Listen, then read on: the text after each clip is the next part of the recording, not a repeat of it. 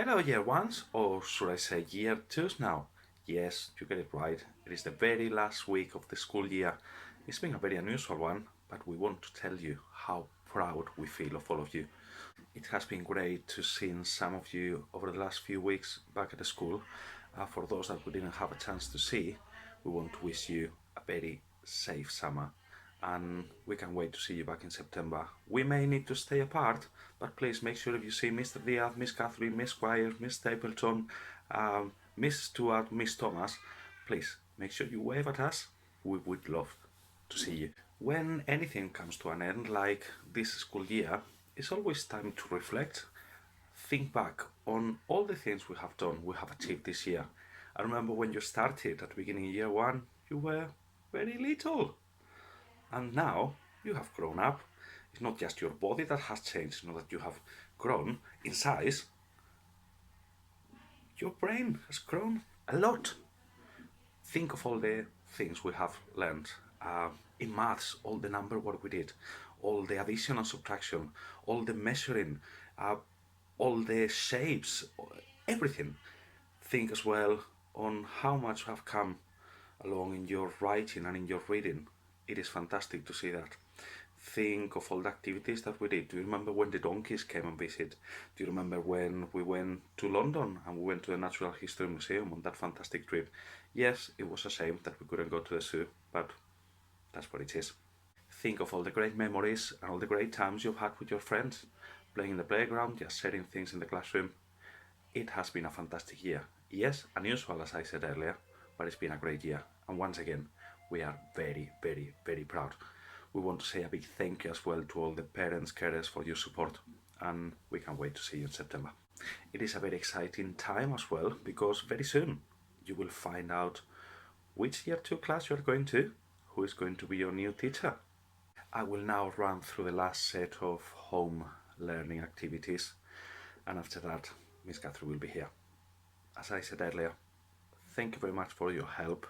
It's been a pleasure to teach you this year and have a really great, fantastic, and most of it safe summer. See you back in September. Take care. It is time to put an end to our enchanted woodlands topic. Over the last few weeks, we looked at plants, trees, and animals that live in the woodlands. Woodlands are not only beautiful, they also play a very important role in protecting our planet. Plants provide oxygen and clean air to the planet, and they are the habitat to many endangered animal species. So this week, for English, we want you to do a bit of a research, it's a bit of a project. We want you to think about how you can help protect our woodlands and forests. We had left a very important website in there that we have mentioned before. It's the woodlandtrust.org.uk. If you click on that particular link that is on the overview, it will take you to a blog entry where it talks about what you can do, conservation, and is specifically addressed to children. We want you to get some information out of it, and we have two activities for you. Write in the form of a list what are the benefits of preserving the woodlands, why the woodlands are important, and can you write what is putting them in danger. There is a template provided in the resources, and as the second activity we want you to design a poster to promote that woodland preservation. There are some examples provided in the resources. We want you to use your own ideas, include some writing in it, something eye-catching, something that will get the message through. For science, in previous weeks, we looked at life cycles of plants in particular. This week, we want you to take a look at life cycle of a butterfly. There is a cutting and sticking activity so that you can stick the pictures in the correct order.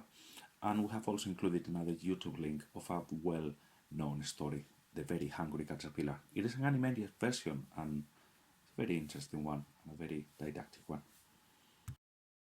There is an RE activity this week, including a PowerPoint that explains the importance of looking after the world and how a religion can play a role in it. In maths, we follow up from last week. I will continue looking at analog clocks, reading the time 2 o'clock and half past. Start looking at quarter past and quarter to. Use the skills you learn with halves and quarters of shapes to remember where the minute hand goes for half past, quarter past and quarter to. Have a go at activities which involve recognizing time and drawing hands on empty clocks, and challenge yourself by looking at digital clocks and comparing them to analog clocks. For PHSC, and as I said earlier in the intro, it's time to look back at everything that happened during this year one. We're coming to the end of our usual school year, but we look back at all the amazing things that happened in September. Do you remember our topics on superheroes, bright lights, big city, dinosaur, paws and whiskers, splendid skies, and the enchanted woodlands? During this year, we had a visit from the donkeys, a fantastic trip to London's Natural History Museum. Do you remember the roaring dinosaur assembly that we did for all our parents? What is your best memory from year one? We want you to draw a picture and write a short, perhaps a longer one, a longer sentence about it. Also included in the resources are two booklets, one for English and one for Maths, that you can use to practice your reading, writing, and number work during the summer holidays.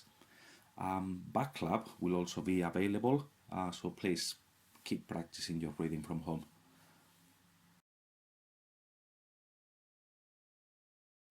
I'm going to be reading a story that I'm sure lots of you recognise, and it is called The Little Red Hen. Once upon a time there was a little red hen. The little red hen lived on a farm and was friends with the lazy dog, the sleepy cat, and the noisy duck. One day the little red hen found some grains of wheat on the ground. "Who will help me plant these grains of wheat?" the little red hen asked. "Not I," barked the lazy dog. "Not I," purred the sleepy cat. "Not I," quacked the noisy duck. "Then I will," said the little red hen. So the little red hen planted the grains all by herself. When the wheat had grown, the little red hen asked her friends, "Who will help me cut the wheat?" "Not I," barked the lazy dog. "Not I," purred the sleepy cat. "Not I," quacked the noisy duck. "Then I will," said the little red hen. So the little red hen cut the wheat all by herself. When all the wheat was cut, the little red hen asked, "Who will help me take the wheat to the mill to be made into flour?" "Not I," barked the lazy dog. "Not I," purred the sleepy cat. "Not I," quacked the noisy duck. "Then I will," said the little red hen. So the little red hen took the wheat to the mill, ground the wheat into flour, and carried it back to the farm all by herself. By now the little red hen was tired. "Who will help me bake the bread?" asked the little red hen. "Not I," barked the lazy dog. "Not I," purred the sleepy cat. "Not I," quacked the noisy duck. "Then I will," said the little red hen. So the little red hen baked the bread all by herself. When the bread was finished, the little red hen asked, "Who will help me eat the bread?"